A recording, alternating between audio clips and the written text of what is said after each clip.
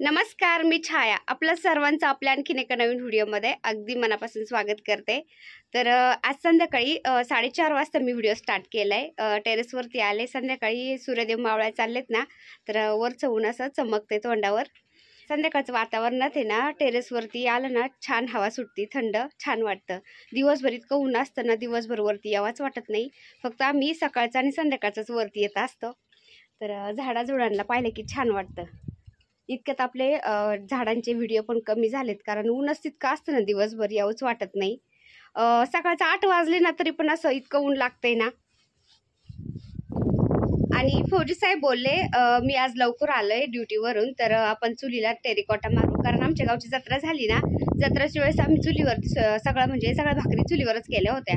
तर थोडी काळी झाली होती ती, असं जास्त स्वयंपाक केला की ती थोडंसं आई लागून काळं होतंच ना. तर म्हणले आता ते टेरिकॉटा मारू. जत्रा झाल्यानंतर आम्ही एकदाच चुलीवर स्वयंपाक केला. इतकं गरम होतं, इतकं ऊन लागतंय ना, त्यामुळं जमतच नाही. एकदा स्वयंपाक केला जत्रेनंतर, अजून केलाच नाही. आता टेरिकॉटा मारून आम्ही पुन्हा स्वयंपाकाला सुरुवात करू आता टेरेसवरती. तर आता कसं थोडंफार आभाळ यायला लागलं, शिराळ पडत आहे ना. आणि संध्याकाळचं आता हवा पण सुटायला लागली. मध्ये मध्ये ना रात्रीचं म्हणजे संध्याकाळचं हवाच नव्हती सुटत. दिवसभर वारं चालायचं आणि संध्याकाळचं पूर्ण म्हणजे वारं थांबून जायचं, झाडाचं पान सुद्धा हलत नव्हतं. पण आता हवा सुटायला लागली ना, संध्याकाळचं मस्त वाटतंय. तर चूल पुसून घेते मी आणि मग फौजी साहेब त्याला टेरिकॉटा मारते ना आता.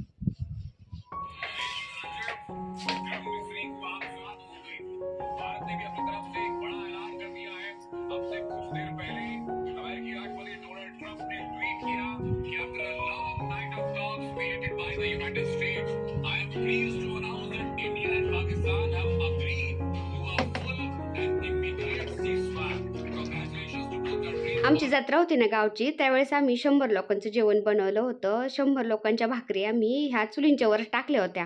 आणि एवढ्या भाकरी टाकल्यानंतर त्या चुली साहजिकच आहे थोड्याफार काळ्या होणारच. आणि आता उन्हाळा पण चालू आहे ना, थोडीफार धूळ बसतीच. त्यामुळं म्हणलं आता ओल्या कपड्याने पुसून काढते सगळी धूळ. आणि त्यानंतर फौजी साहेब आता त्याला टेरिकॉटा मारतात. तर टेरिकॉटा असा मारला ना चुलींना, एकदम नवीन सारख्या चुली होतात. तर म्हणलं आता संध्याकाळचं वातावरण छान असते ना, हवा सुटते जरा. तर म्हणलं आता भाकरी म्हणजे स्वयंपाक करायला सुरुवात करू आपण इथं. असं छान वाटतं नाही का, चुलीवर आणि मोकळ्या वातावरणामध्ये स्वयंपाक करायला आणि वर थोडंसं हवेला बसायला. त्यामुळं म्हणलं आता चुली व्यवस्थित करून घ्यावा. जसा पावसाळा संपला, थंडी लागली ना, तसं आपण इथं चुली बनवल्या होत्या. आणि आपण 1 दिवस आड 1-2 दिवस आड असं स्वयंपाक करायचोच टेरेसवरती ना. तर आता महिना झालं ना, जास्त गरमी आहे, हवा नव्हती, गरम व्हायचं. त्यामुळं आम्ही इथं स्वयंपाक केलाच नव्हता. तर असं काहीतरी चुरचूर लागल्यासारखं व्हायचं आणि ते स्वयंपाक करत नव्हतो ना, त्यामुळं आम्ही असं टेरेसवरती पण यायला कमीच झालं होतं. तर आणि इतक्यात काय झालं, फौजी साहेब पण बिझी राहतात. ते पण त्यांना म्हणजे बदली झाली ना त्यांची. ते ड्युटीवर गेले की रात्री कधी येते काही सांगता येत नाही. कधी लवकर येतात तर कधी उशिरा येतात. त्यामुळे त्यांना चुलीला असं टेरिकॉटा मारायला वेळच नाही मिळाला. आणि त्यांना म्हणलं मी मारून घेते, तर म्हणले नाही नाही मी मारतो, तू अजिबात मारायचं नाही. तर ते पाहता मस्त ते टेरिकॉटा मारून देते चुलींना मला.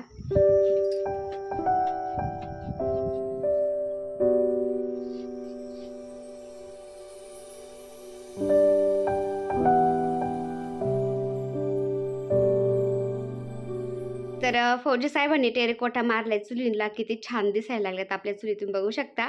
आणि चुलींना आतल्या बाजूने नाही टेरिकॉटा मारला, कारण ते राख लागलेली असते ना त्याला. तर तिथं व्यवस्थित नाही बसत टेरिकॉटा, त्यामुळे चुलींच्या आतून टेरिकॉटा नाही मारला, फक्त बाहेरूनच मारलाय. तरी पण एकदम व्यवस्थित वाटायला लागले आता. आणि ड्रममध्ये लावलेला आपला चाफा किती छान झालाय, तुम्ही बघू शकता. आणि हे पहा राजू. संध्याकाळी व्हिडिओ स्टार्ट केला ना, राजू व्हिडिओमध्ये दिसतो. सकाळी स्टार्ट केला ना, राजू तोपर्यंत कामाला गेलेला असतो सकाळ सकाळ. तर राजू पण हे बघा. आणि आपल्या गुलाबाचे झाड, ते आपल्या गुलाबाचे फुलं. उन्हाळ्यात जरा हालत चालली झाडांची, इथं ऊन लागतंय ना जरा. तर हे पहा, असं पानं करपल्यासारखे झाले झाडांची. इथं ऊन लागतं त्यांना, त्याच्यामुळं. आणि ज्या बादलीमध्ये गुलाबाचं झाड लावलेलं आहे ना, त्याच बादलीमध्ये मी हे बेलाच्या झाडाची फांदी खोचून दिली होती ना, तर किती छान फुटली ती बघू शकता. पाठीमागं मी दाखवलं होती आणि त्यावेळेस खूप छोटी होती ती, म्हणजे मस्त फुटलेलं होतं पण ती छोटी होती कटिंग. आणि आता त्याला फांद्या फुटून किती मोठं झाले तुम्ही बघू शकता आणि इतके छान फ्रेश पानं येतात ना बेलाचे त्याला आता. तर ते पण वेगळ्या बादलीमध्ये ट्रान्सफर करावं लागेल, पण आता पावसाळा पडूस म्हणजे पाऊस पडूस तर थांबावं लागेल. आता जर ते ट्रान्सफर केलं ना ते व्यवस्थित रोपणार नाही झाड, कारण उन्हाळाच तेवढा कडक चालू आहे ना. आणि छोट्या ट्रेमध्ये मी पुदिना लावलेला आहे ना, तर त्याचे कवळे कवळे पानं मी खाली घेऊन जाते. थोडेसे सुकवायचे, त्याची पावडर करून ठेवायची. वरतीच ठेवली ना पावडर करून एका छोट्या बरणीमध्ये, मग काय होतं दही तर नेहमी घरात असतंच. मग ग्लासमध्ये ते मिक्स करतात दही, पोरं पण आणि फौजी साहेब पण, राजू पण, कोणी ज्याला लागन ते.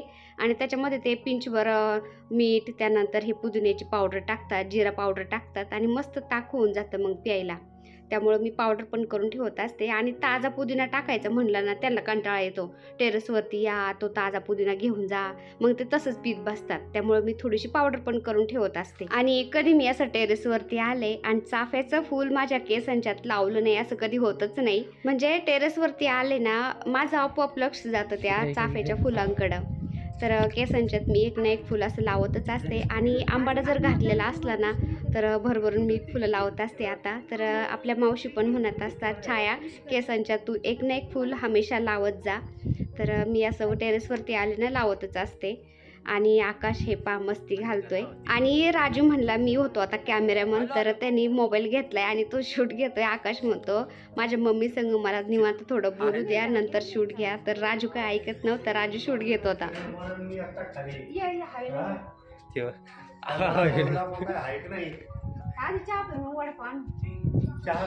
बंद करा. जिमला गेलता तो, आलाय तो. आलाय पण पळाला लगेच. नाही आहे घरात आहे. गेला फरार झाला. हा? घरातच आहे तर. कुठे गेला? काय माहिती? गाडी घेऊन. मला पाणी घालायचं झाडाला. बस कर बस कर. बंद करा. आता टेरेसवरून आम्ही खाली आलो. वडापाव खायचं होतं फौजी साहेबांना, तर राजू गेला आणि वडापाव घेऊन आला. आम्ही सगळ्यांनी वडापाव खाल्ला. आणि त्यानंतर आता हे लोणचं घालायसाठी कैऱ्या फोडून ठेवल्या होत्या ना फॅन खाली रात्रभर, तर याच्यात मी आता हळद मीठ घालते आणि 1-2 दिवस मुरायला ठेवते. म्हणजे ते चांगलं मीठ त्याच्यामध्ये मुरलं ना व्यवस्थित, मग लोणचं आपलं खूप दिवस टिकतं. तर फॅन खाली 1 दिवस सुकवल्यात मी रात्रभर. आणि आता दिवसभर पण, म्हणजे एक रात्र एक दिवसभर आहे सुकल्यात. एक रात्रभर जरी सुकवल्या ना आपण फॅन खाली तरी पण चालतं, पण दिवसभर पण त्या राहिल्यात फॅन खाली आता.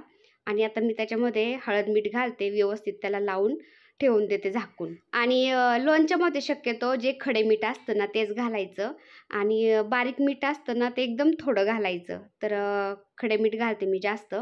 आणि नंतर मग बारकालं मीठ असतं ना ते पण 2-3 चमचे घालन आणि हळद घालते, मिक्स करून त्याला झाकून ठेवून देते 1-2 दिवस. तर पाठीमागच्या वेळेस मी बरंच लोणचं घातलं होतं ना ते आत्तापर्यंत पुरलंय आणि अजून बरंच आहे.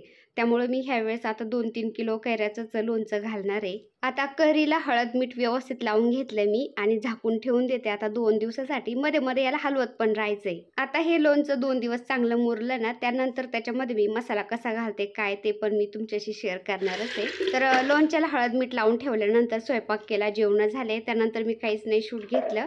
आणि दुसऱ्या दिवशी सकाळी हे मी आज सकाळी शूट करते. तर बऱ्याच दिवसाची म्हणजे चांगली 8-10 दिवसाची साय ठेवली होती मी फ्रीजरमध्ये ना, त्याचं लोणी काढते आणि तूप बनवते आता. तर मिक्सरच्या भांड्यामध्ये अशी साय काढून घेते सगळे मी, त्याच्यामध्ये पाणी घालायचं आणि मिक्सरला फिरून घ्यायचं, तर ते लोणी चांगलं वरती येतं. तर ते कसं करते मी दाखवते तुम्हाला आता. तर मिक्सरला फिरून घेतल्यानंतर एका पातेल्यामध्ये पाणी घेतले, त्याच्यामध्ये ते मिक्सरमधलं सगळं लोणी, त्यातलं ते तुपाचं पाणी सगळं मी त्याच्यात ओतलं. आणि दुसऱ्या पातेल्यामध्ये बर्फाचं थंड पाणी घेतलंय मी. आता ह्या पातेल्यातलं ते तूप चांगलं म्हणजे लोणी धुवून घ्यायचं आणि त्या बर्फाच्या पाण्यामध्ये टाकायचं आणि बाकीचं तूप मी म्हणजे लोणी सगळं काढून घेते आता आणि त्या बर्फाच्या पाण्यामध्ये टाकत राहते. आणि बर्फाच्या पाण्यामध्ये मस्त सगळं ते लोणी धुवून घ्यायचं, म्हणजे सगळं त्याचं ते दुधाचं वगैरे असतं ना तर ते धुवून जातं मग. तर साईमध्ये ते दुधाचं असतंच ना, तर ह्या पातेल्यामध्ये सगळं ते दुधाचं खाली राहतं आणि लोणी वरती येतं. तर बर्फाच्या पातेल्यामध्ये मी टाकते सगळं आता आणि सगळं लोणी व्यवस्थित धुवून कढईमध्ये काढते म्हणजे तूप काढण्यासाठी. तर त्या पाण्यामधून अलगद लोण्याचे गोळे कसे निघते तुम्ही बघू शकता. तर सगळं काढून घेते मी आता. तर 10-15 दिवसाची चांगली 8-10 दिवसाची साई असन ही बरीच साई आहे ना, कारण दूध जास्त लावलेलं आहे आम्ही 1.5 लिटर ना, साई छान निघती. तर पहिलं मी काय करायचे, जी साई आपण साचून ठेवलेली ना 8-10 दिवसाची, ती कढईमध्ये टाकायचे आणि तसंच गॅसवरती तापायला ठेवायचे आणि सगळं ते साईचं मग जळायचं आणि म्हणजे ते कढईला चिपकायचं आणि तूप वर यायचं आणि ते तूप मग मी पुरणाच्या चाळणीने गाळून काढायचे आणि एकदम व्यवस्थित तूप झालं जायचं. पण पाठीमागच्या वेळेस 1-2 ताई बोलल्या, की "तू असं लोणी काढून तूप काढत जा, छान होतं." तर चला म्हणलं 2-3 भांडे भरतात, पण छान प्रोसेस आहे ही पण. तर थंड पाण्यामध्ये लोण्याचा किती छान गोळा होतोय तुम्ही बघू शकता. तर त्या थंड पाण्यामध्ये सगळं लोणी मी व्यवस्थित धुवून ते गोळे-गोळे बाजूला काढते आता. पहिल्या काळामध्ये कसं जनावरं जास्त असायची ना, मग लोकं असं दुधात विरजण टाकायचे, दही करायचे प्रॉपर आणि रवीने ते असं म्हणजे फिरवून रवीने चांगलं फेटून ते मस्त लोणी काढायचे, त्याच्यापासून तूप करायचे आणि खाली ते दह्याचं ताक राहिलेलं आहे ना, ते सगळ्यांना वाटायचे आणि घरी पण सगळे खायचे, प्यायचे.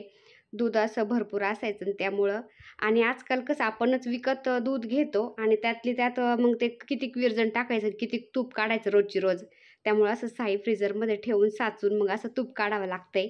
तर तूप झालंय. मी आता ओतते पातेल्यामध्ये गाळून घेते पुरणाच्या चाळणीने, पण थोडंसं सांडलं पण माझ्याकडून कारण भरपूर तूप आहे ना ते.